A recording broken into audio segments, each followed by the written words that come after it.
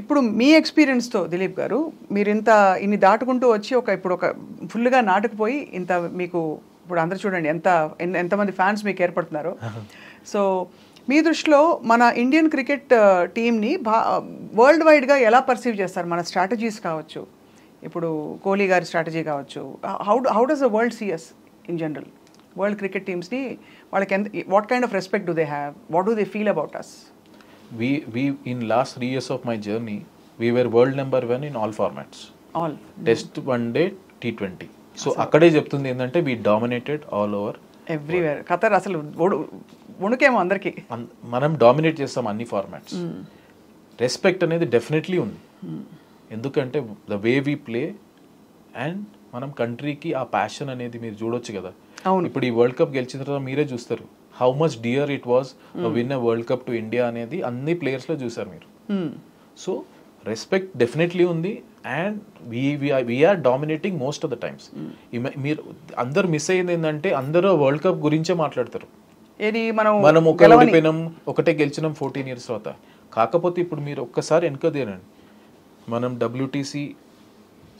WTCలో final ఆడాం, T20 2022లో semifinal ఆడాం, వన్ డే వరల్డ్ కప్లో ఫైనల్ ఆడాం, ఇది గెలిచాం.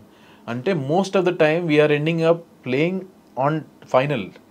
అంటే we're consistent throughout for longer period. So finals కి వరకు రావడం అంటేనే పెద్ద achievement. So that means consistent. ఒక ఫార్మాట్ ఒక టోర్నమెంట్ కాదు, కన్సిస్టెంట్ గా అన్ని టోర్నమెంట్లు అన్ని ఫార్మాట్లు మనం ఫైనల్ వరకు వెళ్తున్నామంటే that consistency shows that how we are dominating in all formats. No, yeah, it makes sense. మీరు అన్న analysis is very very sound and అందుకే కదా ఈ ఫీల్డింగ్ మెడల్ కూడా కొంచెం మీరే డిఫరెంట్గా.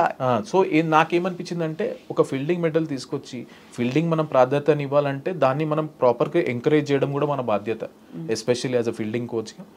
సో నేను ఆలోచించారు, I thought something we need to bring up to encourage them. Right. అప్పుడు ఏమైందంటే it was credit to the players. ఇప్పుడు మనం ఎన్నో సలహాలు తీసుకొస్తాం, అన్ని చేస్తాం. The way players received was what did they say అండి? రోహిత్ శర్మ గారు వాళ్ళందరూ what was there? They are thanks to captain and head coach, they told that please go ahead with your idea and thanks to the players all. ఇప్పుడు ఎందుకంటే ఐడియాని వాళ్ళందరూ మంచిగా తీసుకున్నారు కాబట్టి దే వాంట్ ఇట్. ఎట్లా అయిపోయిందంటే you can see the TV in one day world cup people where signalling after the taking catch. అంటే దానికి people wanted it. Correct. So దానివల్ల ఏమైందంటే apart from the man of the match ఇంకోటి appreciation చేసే chance వచ్చింది, medal తీసుకునే chance వచ్చింది. So it and also thanks to the media also, media and fans వాళ్ళంత మంచి రిసీవ్ తీసుకున్నారు కాబట్టి ఈ పాపులారిటీ దానికి వచ్చింది. ఖచ్చితంగా ఐ థింక్ అన్ని ఫ్యాసెట్స్ ఆఫ్ క్రికెట్ చాలా ఇంపార్టెంట్ అనే ఒక సమాన పరిస్థితి తీసుకురావడంలో మీలాంటి కోచెస్ అండ్ మీలాంటి ప్లేయర్స్. కానీ దీనివల్ల నాకు నేర్చుకుంది ఏంటంటే some times doing the smallest thing of appreciating the good things what you have done, మీరు అప్రిషియేట్ చేసినప్పుడు అది దానికి చాలా వాల్యూ ఉంటుంది. అండ్ నేను చెప్పాలంటే ఆ మెడల్ నేను చేసింది అది. కాకపోతే ఏంటంటే బికాస్ నేను ఫీల్డింగ్ కోచ్ కాబట్టి దాంట్లో స్పెసిఫిక్ ఏరియాలు కొంచెం తీసుకొని ఎక్స్ప్లెయిన్ చేసి వాళ్ళకు ఇచ్చినందుకు it was well received. Cricketers మీద కూడా ఆబ్వియస్లీ ట్రోలింగ్ అవుతూ ఉంటుంది. హార్దిక్ పాండ్యా ఫర్ ఎగ్జాంపుల్ చాలా ఎమోషనల్ అయ్యారు గెలిచిన తర్వాత, ఆయన మీద కూడా ట్రోలింగ్ జరిగింది social media. What is your thought on that అండి, కమెంట్? నా ఉద్దేశంలో ఎలా ఉంటుందంటే ఒక రెప్యూటెడ్ ఒక పెద్ద సెలబ్రిటీ అయినప్పుడు ప్రతి ఒక్కరికి వాళ్ళ మీద ఒపీనియన్ ఉండడం common. So they are free to say whatever they want to say. కానీ నాకు తెలిసినప్పుడు ఏంటంటే now players are much more educated, know how to handle themselves. Plus మా group as a cricketer, as a support స్టాఫ్గా we always support each other and we are there for each other. So మాకు ఏంటంటే and today నాకు తెలిసిందంటే there are many players once the tournament start they are less on social media. అవును. And those who are they are well experienced ఇప్పుడు అలా ఎలా handle how to handle all of that అని. Yeah obviously. So అంటే since you have worked అంటే last 3 yearsలో మీరు మీ గ్రాఫ్ ఒక్కసారిగా అంటే working with many players, for example మీరు రాహుల్ ద్రవిడ్ గారితో పనిచేశారు, ఇప్పుడు గౌతమ్ గంభీర్ గారితో పనిచేస్తున్నారు. వాట్ ఈస్ ద డిఫరెన్స్ అండి వాళ్ళిద్దరి శైలులలో తేడా ఏమిటి వాళ్ళిద్దరి?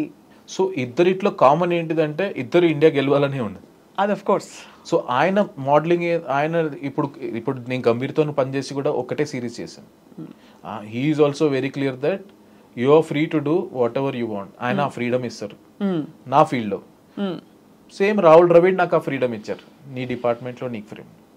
Then we work, everybody's working process is different, working style different ఉంటుంది, బట్ ఎండ్ ప్రోడక్ట్ రిజల్ట్ అందరూ ఒకటే దగ్గర కామన్ గోల్కే వెళ్తున్నారు. That is the ultimate. ఇది గెలవాలి, మనం నిలుపుకోవాలి భారతదేశం గర్వం అని.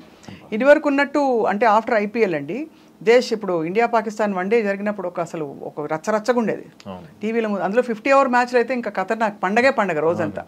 ఇప్పుడు సరే ఫాస్ట్గా అయిపోతున్నాయి, మ్యాచ్ ఫార్మాట్స్ మారిపోయాయి, ఐపీఎల్ మనకి దేశం కోసం అని ఇరిపోయి టీమ్ స్పిరిట్ వచ్చింది, అందరూ కలగలుస్తున్నారు. వాట్ ఈస్ ద డిఫరెన్స్ అండి బిట్వీన్ దిస్ అండ్ దట్? ఆ పేట్రియాటిక్ స్పిరిట్కి దీనికి, లేదు team స్పిరిట్కి?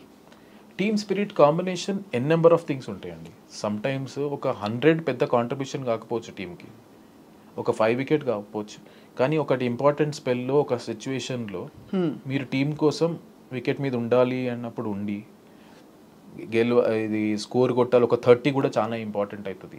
So as long as win or lose, people contributing towards a team, అది ఇప్పుడు చాలా ఎక్కువైపోయింది. కాబట్టి ఆబ్వియస్లీ యూ కెన్ సీ, అప్పుడు నేను లేను కాబట్టి అప్పుడు టీమ్ స్పిరిట్ గురించి నేను మాట్లాడలేను. But what I see in front of me is they care for each other, they are there for each other, everybody supports each other in a different manner, not only off the field but on the field కూడా. ఎందుకంటే ఒక 100 కొట్టాలంటే ఇంకో batsmen support లేనిది కాదు. So దానికోసం they help each other as partners. బౌలింగ్లో కూడా ఒకప్పుడు ఒక రోజు ఒకళ్ళు అవుతుంది, ఇంకో ఒకళ్ళు అవుతుంది. యాజ్ అ ఫీల్డర్స్ మెయిన్ ఏంటంటే, as a fielding unit we want to support bowlers in such a manner that we are here to take 20 wickets. దానికోసం మనం ఏం ప్రయత్నం చేయాలి. నేను ఒక సింపుల్ బౌలర్స్ కూడా ఇలా చేస్తుండే ఏంటంటే, ఎప్పుడైతే మీరు డైవ్ చేయలేదనుకో బౌండరీ, మీరు అడగలేరు, you start doing it, it will always reflect. So అది మంచిగా తీసుకున్న way, it was well received and you could see the way difference in the way we feel.